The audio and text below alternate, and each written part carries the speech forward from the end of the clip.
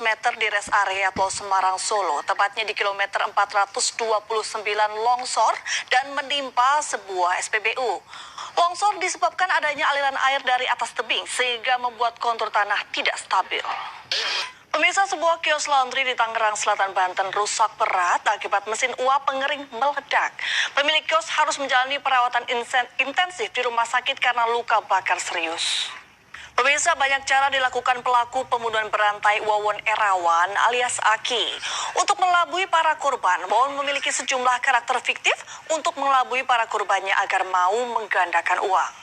Pemirsa, kasus kecelakaan yang menewaskan Selvi Amelia Nuraini, mahasiswa asal Cianjur, berbuntut panjang hingga menguak dugaan perselingkuhan.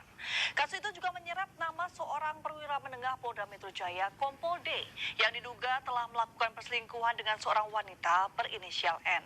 Kompol D dibayangi 2 pasal etik, salah satunya terkait dengan perbuatan zina atau perselingkuhan. Untuk mengungkap kasus kecelakaan yang menewaskan seorang mahasiswa UI Muhammad Hasya, Korlantas Polri akhirnya menggunakan alat traffic accident analysis. Sementara keluarga Muhammad Hasya meminta status tersangka anaknya dicabut.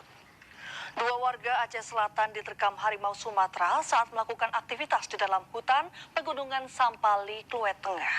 Kedua korban yang merupakan ayah dan anaknya ini mengalami luka parah di bagian kepala dan kaki akibat cakaran dan gigitan harimau. Warga di Samarinda, Kalimantan Timur menangkap ular piton sepanjang 4 meter yang membuat panik dan menyerang pengguna jalan tepat di tengah kota. Sementara di Jakarta Timur, petugas Sudin Damkar mengevakuasi ular sanca yang tiba-tiba muncul di kolam renang. Pemirsa, ada satu kuliner nikmat yang patut dicoba bila tengah berkunjung ke Karanganyar, Jawa Tengah. Ya, ayam panggang Bok Deno. Ayam panggang ini masih menggunakan panggangan tradisional, yakni menggunakan kayu bakar yang bisa mengeluarkan aroma nikmat saat disajikan. Seperti apa kenikmatannya? Berikut liputannya. Pemirsa, bagi Anda penyuka sambal atau makanan pedas mungkin perlu mencoba kuliner satu ini, yakni sambal ale. Sambal ale merupakan sambal kecambah kelampis yang disajikan bersama nasi hangat serta lauk pauk yang menggoda. Berikut liputannya. Pemirsa, jika Anda sedang mencari tempat liburan yang sedikit private dan indah, sepertinya pulau yang satu ini cocok untuk Anda, yakni Pulau Libong. Saat tiba di Pulau Libong, dijamin akan sangat betah dan nyaman. Selain itu, di pulau ini disediakan fasilitas yang cukup lengkap. Seperti apa keindahannya? Berikut liputannya. Pemirsa, Ketua Harian Nasional DPP Partai Perindo Tuan Guru Bajang Muhammad Zainul Majdi menghadiri rapat konsolidasi di kantor DPW Partai Perindo Provinsi Banten. Dalam kesempatan tersebut, TGB meminta kepada seluruh kader Perindo untuk lebih aktif terjun ke masyarakat melalui berbagai macam program yang pro rakyat. Pemirsa, Presiden Jokowi akhirnya menjawab soal ketidakhadiran 2 menteri asal Partai Nasdem dalam sejumlah rapat di Kompleks Istana Kepresidenan Selasa kemarin. Jokowi menjawab hal tersebut tidak terkait rencana reshuffle kabinet, namun yang bersangkutan sedang keluar kota. Ketua Umum Partai Nasdem Surya Paloh bertemu dengan Ketua Umum Partai Golkar Erlangga Hartarto di kantor DPP Golkar Slipi, Jakarta Barat pada Rabu sore.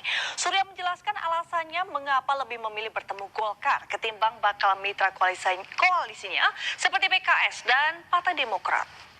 Menyatakan diri sebagai bakal calon Presiden RI, Anies Rashid Baswedan menyapa warga simpatisan di Bima, Nusa Tenggara Barat, NTB. Kehadiran Anies disambut kader Partai Nasdem dan ribuan warga simpatisan saat tiba di lapangan Serasuba, Kota Bima, Nusa Tenggara Barat.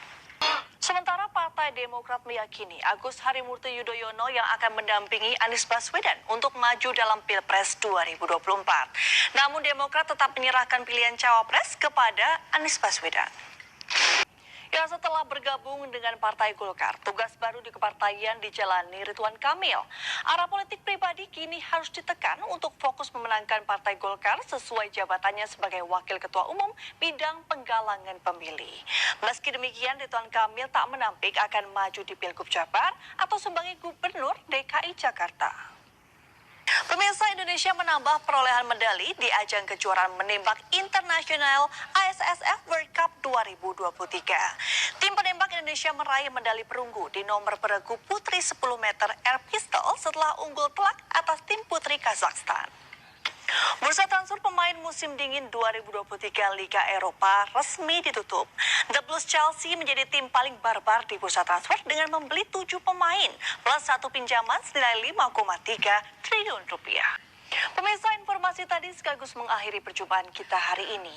Mari bantu saudara kita yang terdampak gempa Cianjur melalui nomor rekening di bawah ini atau dengan scan QRIS berikut melalui aplikasi uang digital Anda. Informasi lebih lengkap juga dapat diakses di mncpeduli.org. Anda dapat menyaksikan siaran digital GTV melalui channel 28 UHF. Saya Rene Arumsari, selamat pagi dan sampai jumpa.